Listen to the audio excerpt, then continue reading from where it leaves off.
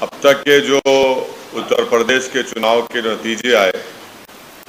اس سے یہ بات ظاہر ہو گئی کہ اتر پردیش کی جنتا نے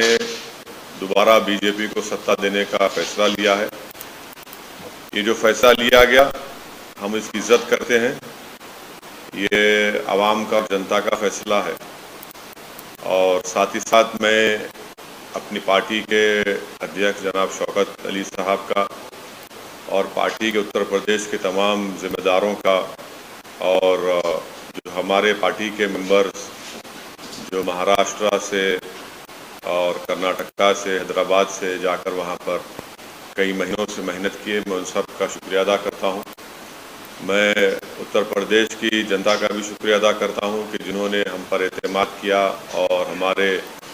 پرتیاشیوں کے حق میں اپنے ووٹ کا استعمال کیا۔ میں شکریہ ادا کروں گا جناب بابو سنگھ کشواہا صاحب کا جو جن ادھیکار پارٹی کے اध्यکش ہیں، اور بھاگیداری پریورتن مورچہ میں جتنے پارٹیاں شامل تھیں ان سب کا شکریہ ادا کروں گا۔ اور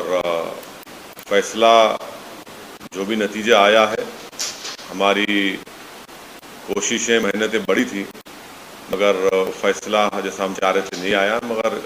ہم دوبارہ محنت کریں گے، دوبارہ اور ہماری جو کمزوریاں ہیں اس کو دور کریں گے، اور مجھے یقین ہے کہ آنے والا مستقبل اتر پردیش میں ہماری پارٹی مجلس اتحاد المسلمین کے لیے بہت بہتر ثابت ہوگا۔ تیسری بات یہ ہے کہ جو